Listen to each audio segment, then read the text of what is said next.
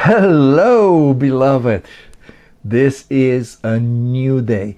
You never lived this day before. I'm assuring you that. No, those deja vus, they're not, it's last to talk about them, but that's not it. This is a fresh new day that your Father created so you can rejoice and be glad in it. Yes, if you're just starting your day, hallelujah, it's the best day so far because it's a new day. Hallelujah. So purposely jumped over couple of verses that talk about marriage and divorce, just because the only thing I hear from the tree of life and that is what Jesus tells some Pharisees or people coming to him. It's like, in the beginning was not like that. That's the only thing I hear. So yes, underground, dealing with this, dealing with that, separation, divorce, and abuse, and it's complicated. The tree of knowledge created a complicated, even among Christians in the church, right? The rate of divorces is almost as big as the world's.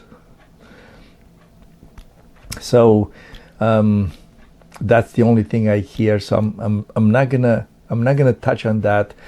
I don't know if we are ready to hear, but I know the time is coming, and it's now, where the Lord is starting.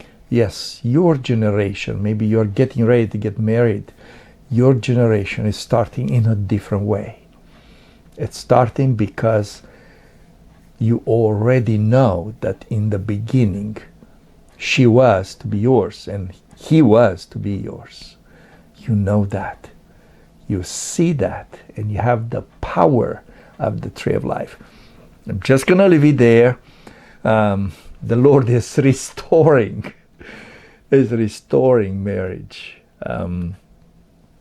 It's very, very important. But I'm going to go to the next verses.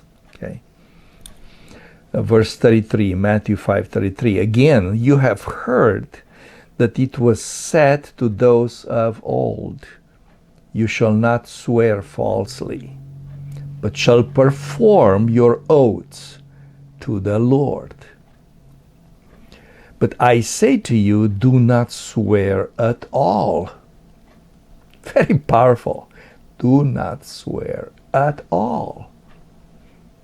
Neither by heaven, for it is God's throne, nor by earth, for it is his footstool, nor by Jerusalem, for it is the city of the great king. Do you notice that everything that he talks here has to do with God? Don't swear at that because that's a nice place for this and that, and that's where my family is. And no, everything has to do with God. The heaven, the earth, the city has to do with him. So do not swear at all. Nor shall you swear by your head, because you cannot make one hair white or black. I remember when I started to the Lord, I kept saying about, my head hurts. Oh man, I have such a stupid head, or all kind of things when I couldn't get things in the science or something. And so somebody brought to me that actually Jesus is my head. So what are you saying, Val? Are you talking about your head? Man, those words completely were gone when I realized. So yeah, swear by your head, because you cannot make one hair white or black. But let your yes be yes, and let your no, no. For whatever is more than this is from the evil one. Okay, so what is this performing an oath or swearing? And I'm not talking about the bad swearing, okay? You got this, okay? So the swearing actually came from the Lord. He invented that. He came up with that.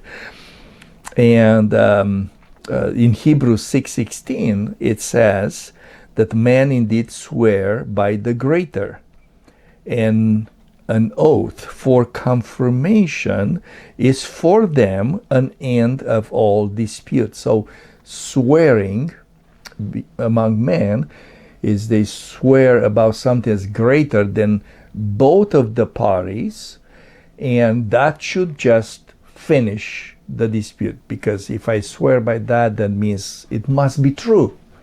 Okay, and in that passage it talks about God not having somebody greater than him. He swore by himself, okay, to strengthen the covenant that he made with us. Okay, James 5:12 takes those words that Jesus said, and it brings that, but above all, my brethren, do not swear, either by heaven or by earth or with any other oath, but let your yes be yes and your no, no, lest you fall into judgment. Interesting kind of translation, interpretation of that Jesus says that whatever is more than this is from the evil one. Here it says you fall into judgment. So what I noticed is this swearing on something greater than both parties, it's supposed to bring an end to the conflict. Maybe you do want that. People actually want an end to the conflict. But now the enemy comes and brings people into this swearing realm, and the moment that that's not happening, then judgment comes. Remember, in a conflict, just to give you a simple example of this, so you have a conflict, and because you don't like that conflict, maybe it's your spouse and kids and friends at work, and you want to bring these last words, which are almost like swearing, okay? And you say something like, just to finish the dispute, and you say something like, I will never be angry with you anymore. I promise. I promise I will always do this, or I will never do that bad thing again. This is it. Okay? So that is meant to end the dispute, right? Because it's like you do this, you do that, you do this. No, that's it. You're right, but now I will never do this again. See, those words, those words, you wanted to end the dispute, end that strife, okay? But the enemy takes those words, and next time when you should get upset, you get upset, and the enemy catches you that it's a trap. It's just a trap. So you can break your promise. Okay? So the swearing is supposed to end all dispute. Case closed, we're done. But it can become a trap for the people. Okay? So there is this place in Proverbs that's very alive to me. And I give it to lots of you that you have this type of disputes, and you threw in the dispute, maybe to end it, all kind of words and promises. So Proverbs 6, verse 1, my son, if you become surety for your friend, if you have shaken hands in pledge for a stranger, you are snared by the words of your mouth. Snared. You are taken by the words of your mouth.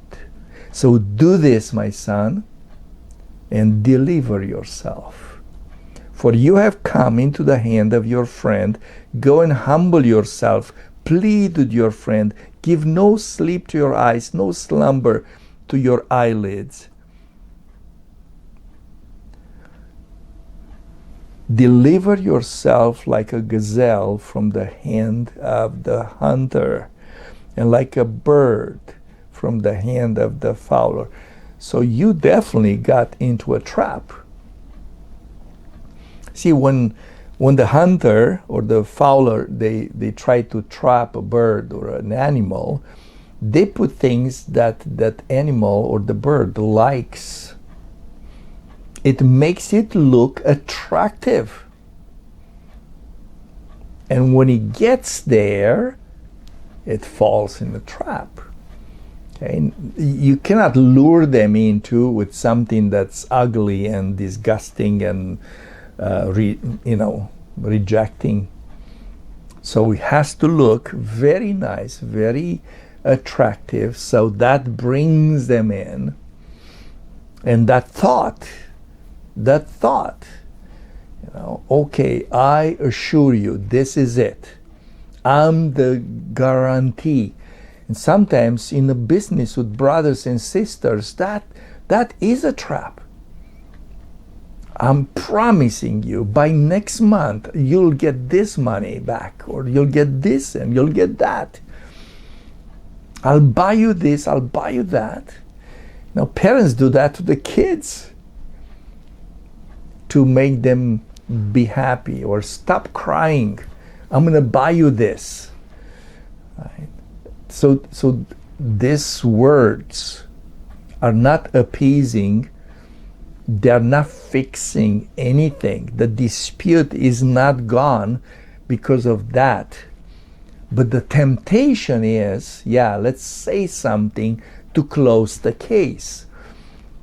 The enemy takes that and it's using it against you.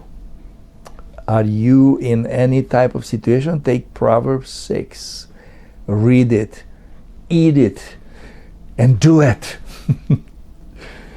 This is important. Okay, so your soul will be free. So how do we hear this from the tree of life? It's yes. Yes is yes. And no, it's no. Because your words have that weight, that power, that knowing, and they don't need any enforcement by swearing, by promising. If your words cannot be, yes, I'll come, or no, I'm not doing, not this week, or not now. If you have to, but I'll call you, but I care for you, but you'll see, yes, I'll send you, I'll send you the Venmo money, yeah. Oh, I'll come to visit you. Oh yeah, you are a top priority for me. I'll come and visit you. You'll see, no time. 6 months, a year pass by. Yeah, the enemy got you. Yes or no? That's what you hear. Because you know exactly the power of those words. If you say yes, it's an absolute and it's true and it will happen. If you say no, it's absolute. It's door closed done deal. No need to enforce that. That's how you hear it from the tree of life.